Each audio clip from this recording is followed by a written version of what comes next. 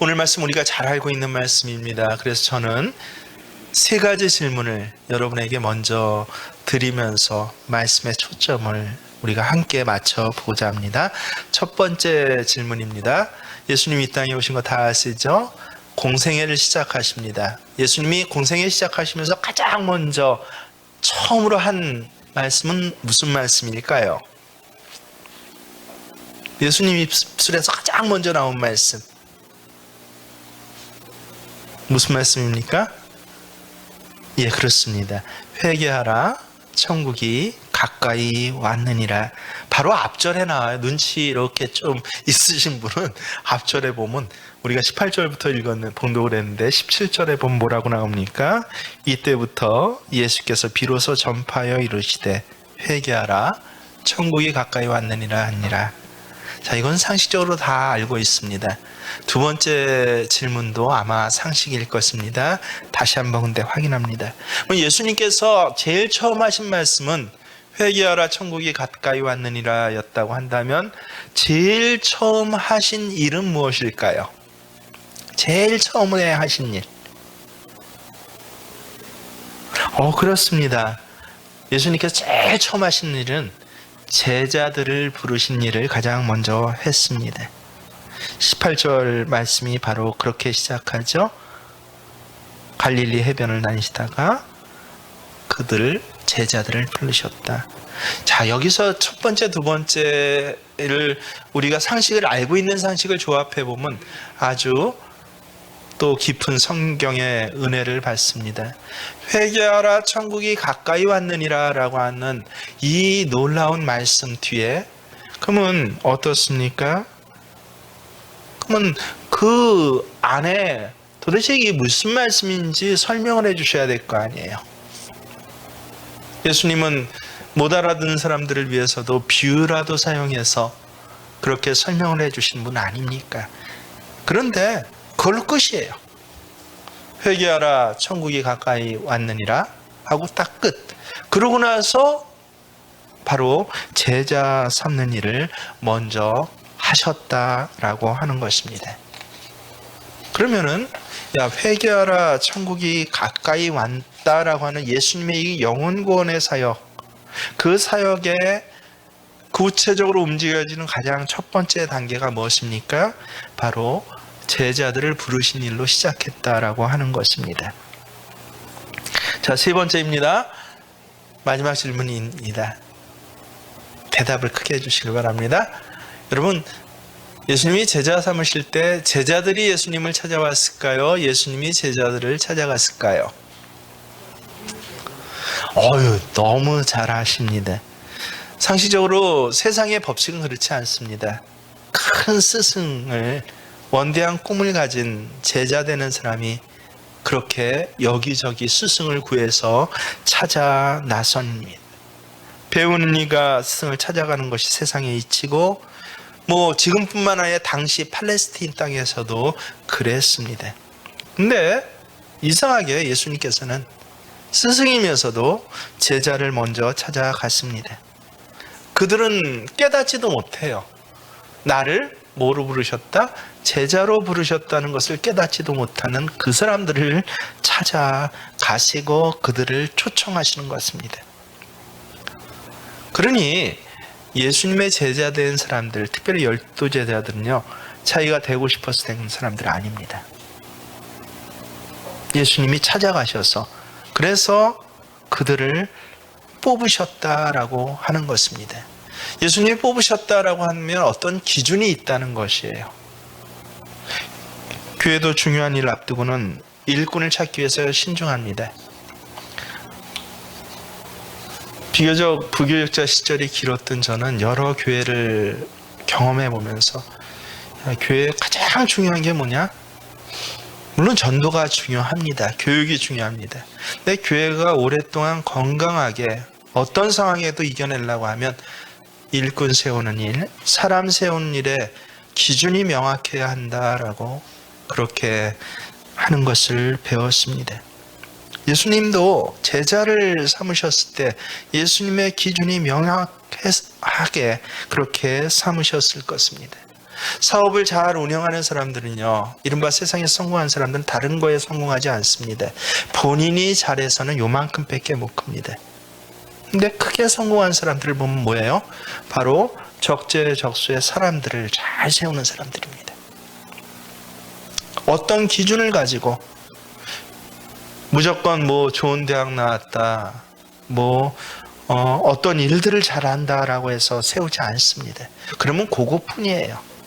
근데 적재적소의 사람을 잘 세우게 되면요, 그 회사, 그 또 사업장은 오래 갑니다. 시간이 갈수록 정말 소망이 있어집니다. 요새 흔히 강소기업이라고 하지 않습니까? 여러분, 강소기업들, 이 코로나 시대에 대기업도 팡팡 자빠지는데 중소기업이 어떻게 살아날까 할 때 오히려 260배의 주식 이익을 내면서 코로나 이전보다 훨씬 더 커지는 강소기업들이 우리나라에 굉장히 많습니다. 깜짝 놀랐습니다. 근데 그들의 비결이 무엇일까라고 해서 이 몇 가지를 찾아봤더니 공통된 점이 무엇이에요? 사람을 잘 관리하고 세우는 것입니다. 기술의 문제가 아니에요. 기술도 사람을 잘못 세우면 그냥 유출돼 버립니다. 그대로 터져버리고 끝나버립니다. 요새 얼마나 그런 짓들을 많이 잘하는지 모릅니다. 기술이 좋은 사람을 세우는 게 아니라 이 기술을 꾸준히 지속적으로 발전시킬 사람을 잘 세울 때, 뭐를 잘 만드는 사람을 세우는 것이 아니라 이 만드는 일들을 점점 더 확장시키는 사람을 세울 때, 그럴 때 오히려 코로나 시대에 제가 늘 기도하는 것이, 하나님, 밤이 어두울수록 별이 빛나듯이 오히려 세상에 상황들이 힘들어질수록 정말 다니엘과 같이 빛나지는 하나님의 사람이 새생명 강단을 통해서, 이 기도의 재단을 통해서 세워지게 하세요라고 그렇게 기도하는데, 실제 세상이 그렇다는 것이에요. 여러분, 매일 눈에 보이는 가치에 따라 살아가는 사람들, 인간적으로 매력이 없을 뿐만 아니라 시간이 지날수록 소망이 없는 것입니다. 그래서 기준이 있어야 되는데 예수님도 분명한 기준을 가지고 세상에는 찾아오는 제자들을 봤지만 예수님이 직접 제자들을 찾아가셨다라고 하는 것입니다. 근데 예수님께서 사람을 찾으실 때요, 지혜와 총명이 넘치고 똑똑하고 교양 있는 그런 그 눈에 띄는 사람들을 한 사람도 찾지 않으셨다. 참 놀랍습니다. 그렇다고 종교적으로 어떤 거룩하거나 그리고 윤리적인 생활을 하는 그런 사람들을 찾지도 않으셨습니다. 오히려 그 당대의 눈으로 보면 어떤 사람들입니까? 저는 얼마나 소망인, 바로 우리 같은 사람들입니다. 별로 특별할 것 없는 사람들, 오히려 조금 못한 사람들, 오히려 성격적 기질적으로 흠이 좀 있는 사람들, 하나같이 보면 그런 사람들인데 이상하게 예수님 눈에는 그런 사람들이 기준으로 세워졌더라라고 하는 것입니다. 오늘 본문에도 보면 어떻습니까? 오늘 본문에 18절에 뭐라고 시작합니까? 갈릴리 해변을 뭐 하시다가? 다니시다가 라고 기록되어 있습니다. 여기 다니시다가는 그냥 이리저리 쏘다녔다라고 하는 것을 뜻하지 않았습니다. 원어 성경을 보면요, 어떤 목표의 물건을 찾아다니는 것입니다. 예를 들어서 저 많은 높은 산, 저 넓은 산에 10만이는 못 찾아다녀요? 산삼 찾으러 다니지 않습니까? 그것처럼 그 많은 나무, 그 많은 풀들 가운데서 산삼을 찾는 것처럼 때로는 부수적으로 양송이 버섯도 얻을 수도 있고 도라지를 캘 수도 있죠. 그래서 산을 다니는데 목적이 있이 다니는 것처럼 바로 그 단어가 쓰이고 있습니다. 다니시다가, 쇼핑하러 관광하러 가서 보다가 이것도 괜찮은데 하고 하는 그런 다니시다가 아니에요. 그래서 정확하게 직역하면요, 깊이 생각하며 다니셨다라고 하는 것입니다. 또 베드로와 안드레가 금을 던지는 것을 보셨다라고 할 때 그 보았다는 것은 스쳐 지나가면서 본 것 아닙니다. 야, 여기 뭐 바다도 괜찮고 저 배는 멋있네. 야, 저기에는 어부가 그물을 깃고 있고 저기에는 뭘 올리고 있네. 이런 보시는 것이 아니라 어떻게 보셨다는 것입니까? 세심하게 관찰하셨다라고 하는 것입니다. 어느 정도까지 세심하게 관찰하셨습니까? 바로 그들의 영혼의 상태와 마음의 상태까지 소상히 들여다볼 정도로 관찰하셨다라고 하는 의미를 가진 단어들이 하나같이 쓰여지고 있습니다.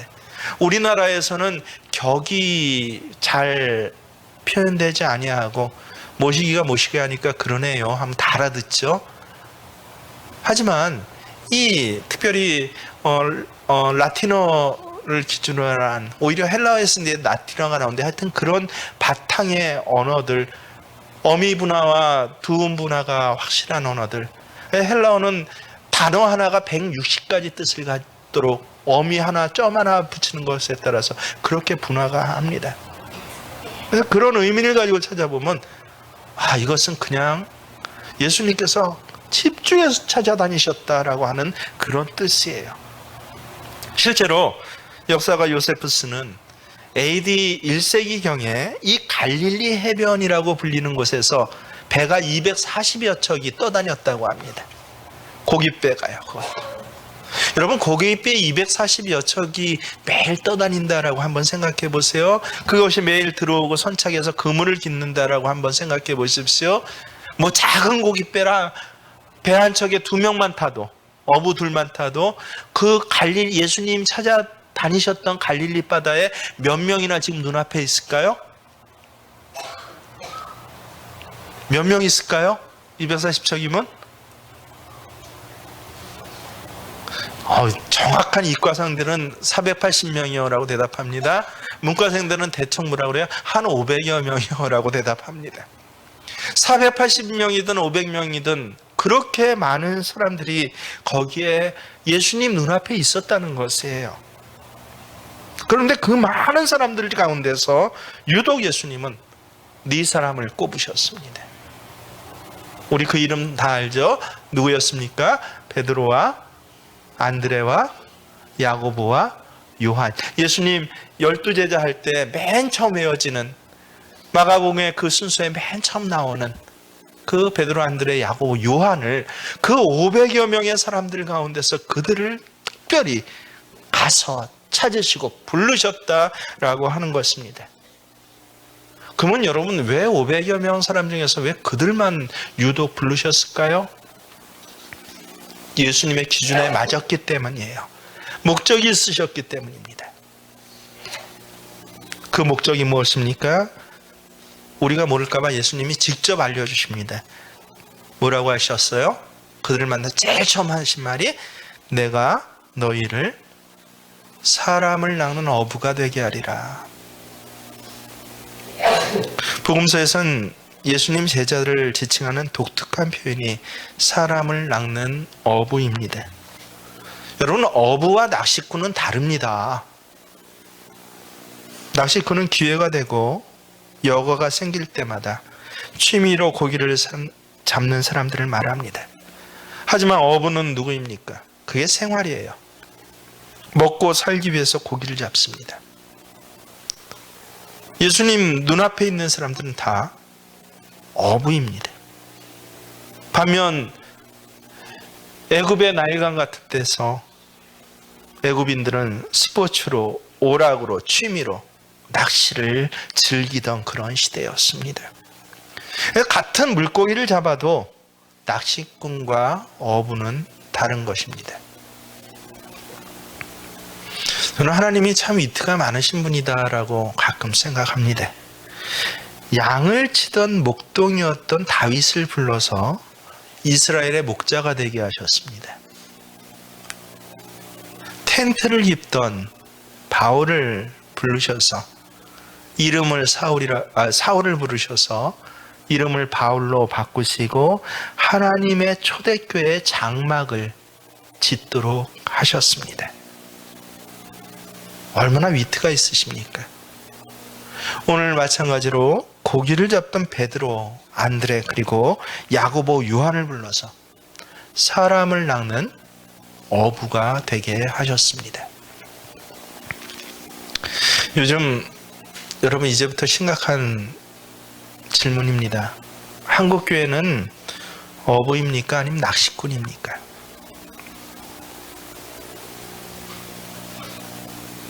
(1년에) 한두 차례 전도잔치 한다면 그건 낚시 대회이지 어부의 고기잡이는 아닌 것입니다.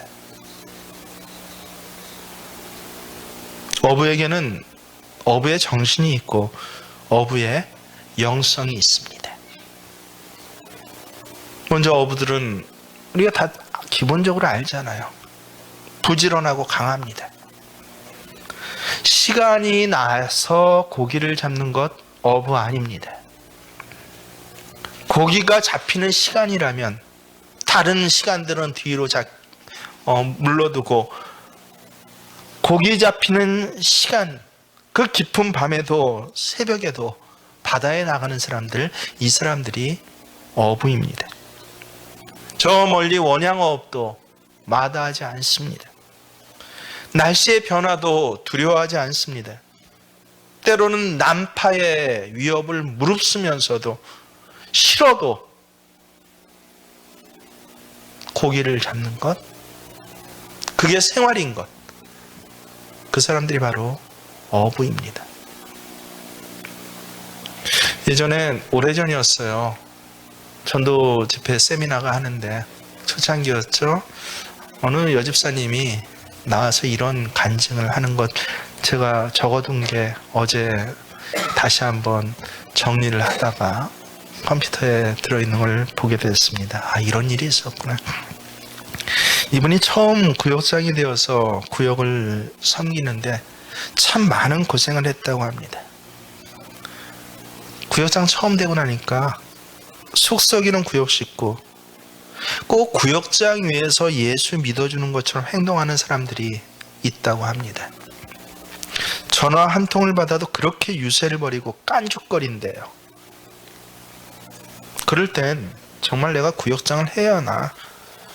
그분 표현입니다. 여러분 죄송합니다. 그대로 제가 읽어드립니다. 이놈의 구역장 구역질 나는데 그만두지 뭐. 할 때가 얼마나 많았는지 모른다고 합니다. 근데 말은 그렇게 했지만 정말 그렇습니까? 구역질 나는데 그만두지 뭐라고 하면서도 어쩔 수 없이 교회에 와서 또 그 사람을 부르면서 기도하고 또 기도하고 하는 것이죠. 그러다가 어느 날 성령께서 갑자기 깨우침을 주셨다고 합니다.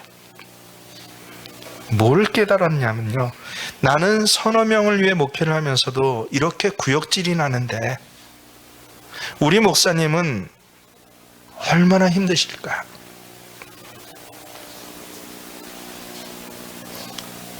구역장 일에 구역질이 나면서 목사님의 마음을 알게 되었더라라고 이분이 그렇게 간증을 합니다.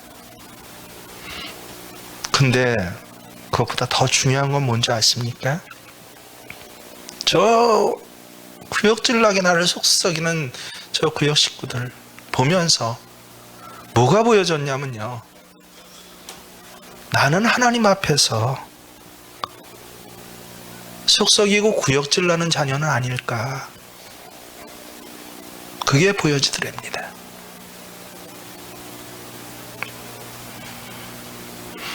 그러고 나서야 예수님 마음을 알게 되었대요. 내가 내 모양을 보니까 내가 그렇게 속썩어하고 하는 저 사람보다 더 형편없었구나, 하나님 앞에서.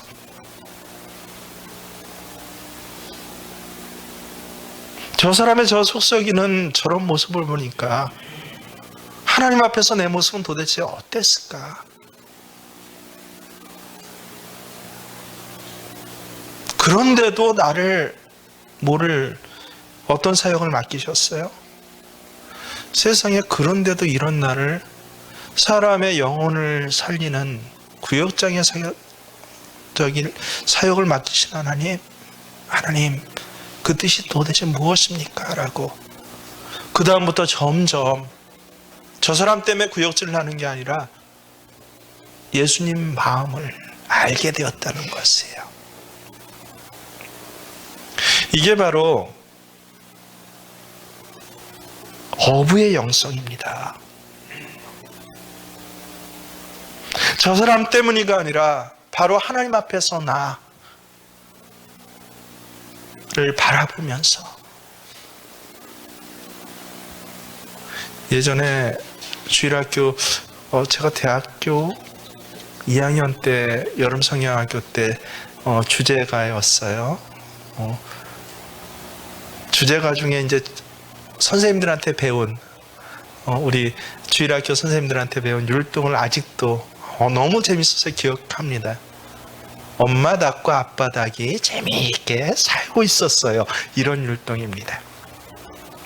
엄마 닭은 어느 날 배가 막 아팠어요. 그런데 그 다음이 잊혀지질 않아요. 아빠 닭은 어떻게 했어요? 바람이 부나 비가 오나 눈이 오나 지키고 있었습니다 라고 하는 이 주일학교 꼬마들에게 저 대학교 2학년 때 가르쳐준 율동이니까 몇 년 전입니까? 30년 됐나요? 넘었나요? 제 나이가 굉장히 많아졌군요. 비가 오나 눈이 오나 바람이 부나 지키고 있었습니다. 그게 바로 어부입니다. 예수님은 낚시꾼을 부르러 오시지 않았습니다. 어부를 부르러 오셨고, 그래서 수많은 사람 중에 이 어부를 할 수 있는 사람이 누굴까를 주목해서 찾으셨고, 다른 사람들 눈에 보기엔 다 비슷비슷해 보였는데 사람의 중심을 아시는 예수님께서 지금의 모습이 아니라 앞으로 변화될 모습까지 바라보고 소망을 갖는 예수님께서 직접 찾아가셔서 만나신 사람이 바로 베드로, 안드레, 야고보, 요한인 것입니다. 여러분, 제자는요, 신앙생활을 취미로 하거나 재미로 하는 사람 아닙니다. 예수님은 그런 사람 부르러 오지 않으셨어요. 오히려 그런 마음을 가지고 예수님을 찾아온 한 젊은이를 향해서는, 아니, 너는 집에 가서 네 일을 해라. 나를 따라오지 못할 거야 라고 거부까지 하신 일들이 성경에 기록되어 있지 않습니까? 어부는 자기 자신이 좋아서 일을 하는 사람 아닙니다. 물론 좋아서 일할 때도 있죠. 하지만 어느 한 집사님의 간증처럼 구역질 나는데 오히려 그때 예수님의 마음을 품고 사람을 다시 한번 섬기고 세우는 사람이 어부입니다. 제자는 취미를 즐기려는 낚시꾼이 되려 해서는 그래서 안 됩니다, 여러분. 세상은 점점 낚시꾼을 만들어가고 있습니다. 물고기 잡지 마라고 하면은 다 반발하고 난리가 날 테니까 어부로 불러준 사람들을 여러 조건, 환경, 사건들을 통해서 낚시와 어부가 무엇인지 잘 모르게, 그리고 점점 수준을 어떻게 떨궈나요? 어부를 낚시꾼 수준으로 떨궈 놓으면서 신앙생활을 하도록 유도합니다. 취미생활로 여가가 있으면 심심하면, 그러다가 문제가 있거나 기도할 것이 있어야 화장실 가는 마음으로 뛰어가서 교회 가서 기도하는 그런 사람들 아닙니다. 어부는 한마디로 고기잡이를 위해서요, 생명을 거는 사람들입니다. 어부는 신앙생활이 본업이고 직장과 사회생활과 공부하는 것 부업입니다. 그것이 바로 어부정신이에요. 여러분, 그것을 잊지 마십시오. 그렇다고 우리가 사람 낚는 어부가 되기 위해서 직장도 때려치고 신학교 가라든지 하던 일 다 멈추고 선교사 들고 기도원 가서 기도하라는 소리 아닙니다. 어부는 어부예요. 그런데 고기를 잡는 어부가 아니라 사람을 낚는 어부로 부르신 것입니다. 무슨 뜻입니까? 이 땅에 썩어지고 가치없는 일과 자신을 위해 살던 인생인데 영혼을 소생케 하기 위해서 사는 인생으로 바꾸겠다는 것입니다. 어부의 일을 하는데 고기가 아니라 이제 사람을 낚는 어부의 일을 하라라고 하는 것입니다. 우리는 다양한 직업을 가지고 있습니다. 나는 가정주부인데요. 가정주부도 이미 직업이라고 우리나라 직업백서에 나오지 않습니까? 여기 우리 가운데 상인도 있고 농사 짓는 분도 계십니다. 직장에 다니는 분도 계시고 공무원도 계십니다.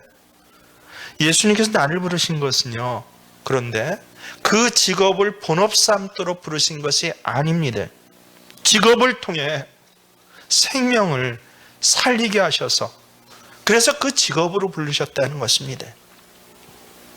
무슨 뜻입니까? 여러분, 애를 키우는 것도 직업입니다. 저는 그렇게 가장 훌륭한 직업이라고 이제는 생각합니다.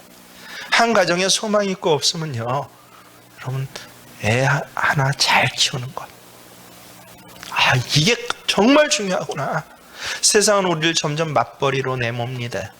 여성 인권을 내밀고 그리고 휴머니즘을 내멉니다.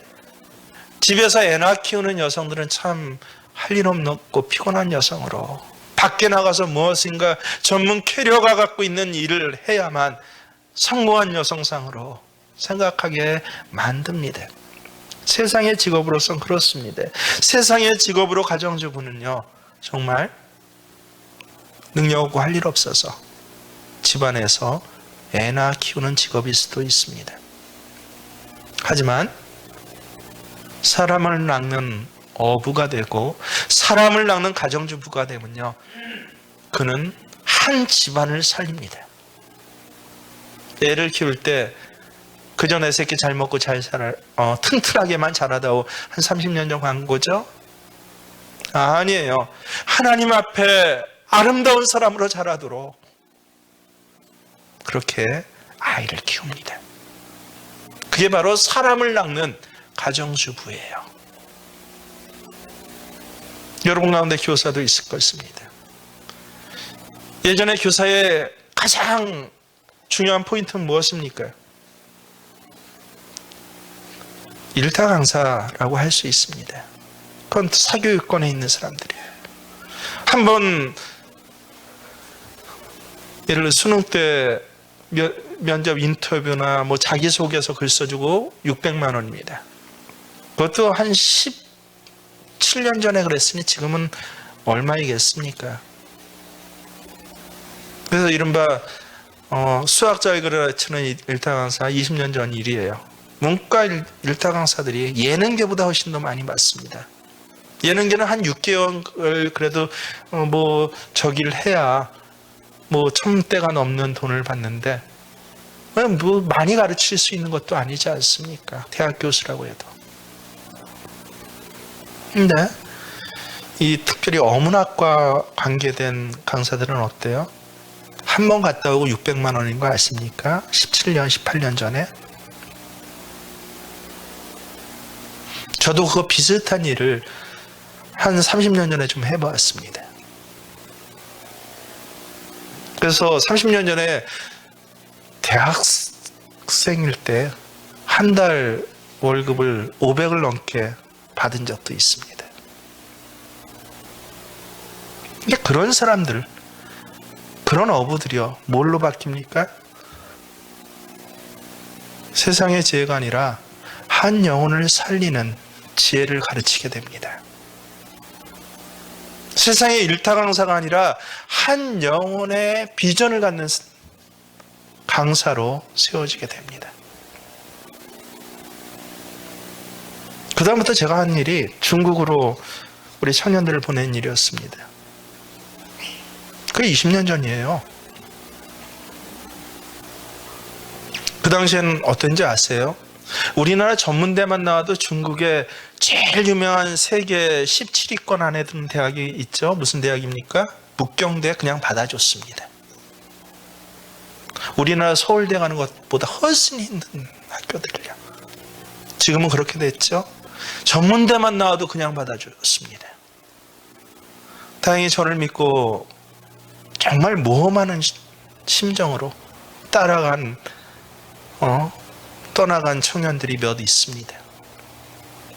벌써 한 15년 이전에 학교 졸업하고 각기 사장이 되어 있습니다. 중국 회사에 다 취업해가지고, 그래서 제가 중국 회사 가서 정말 연락하려고 그러면 굉장히 아마 대접받을걸요. 근데 그 대접받자고 했습니까? 아니요. 그들을 통해서 조선족 교회가 세워지게 했습니다. 그들을 통해서 그 땅에 주일학교가 세워지게 했습니다. 사람을 낚는 어부가 되는 것입니다. 하다못해 유치원에서 애를 가르치면서도 좀 덜 성가시게 조금 일하고 많이 대접받는 자리가 아니라 정말 한 영혼을 하나님 사람으로 세워보는 것입니다. 야, 너는 눈이 참 이쁘구나. 네 안에는 하나님 사랑하신 영혼이 들어있구나. 그럴 때 그는 그냥 유치원 선생님이 아니라 누가 됩니까? 사람을 낚는 선생님이 되는 것입니다.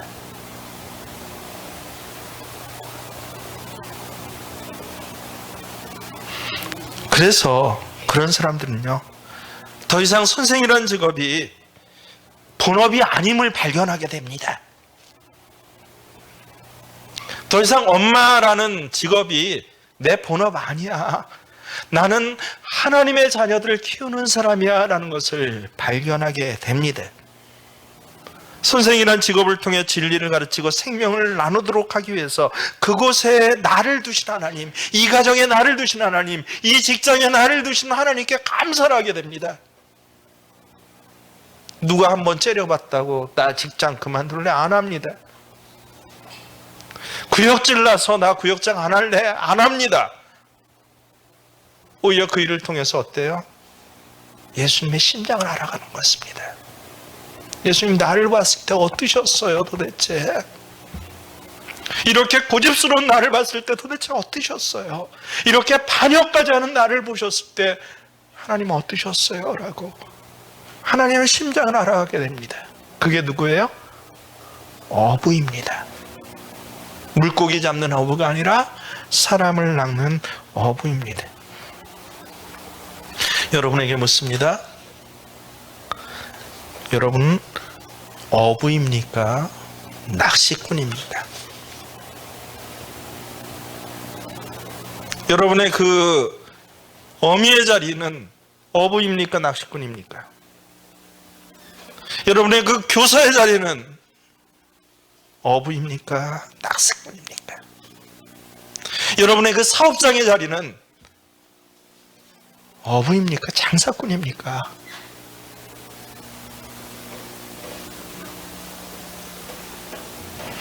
여러분, 예수님은 이 땅에 모든 사람을 구원하기 위해서 오셨습니다. 하지만 예수님이 사용하신 사람들, 예수님으로부터 세상을 변혁시키는 능력을 받고 이전과는 전혀 다른 삶을 살며 시간에 따라 소멸되는 삶이 아니라 오히려 시간이 지날수록 생명을 살리며 가정을 세우며 직장과 사업장을 세우며 세상에 영향력 있는 사람들은요, 누구입니까? 어부입니다.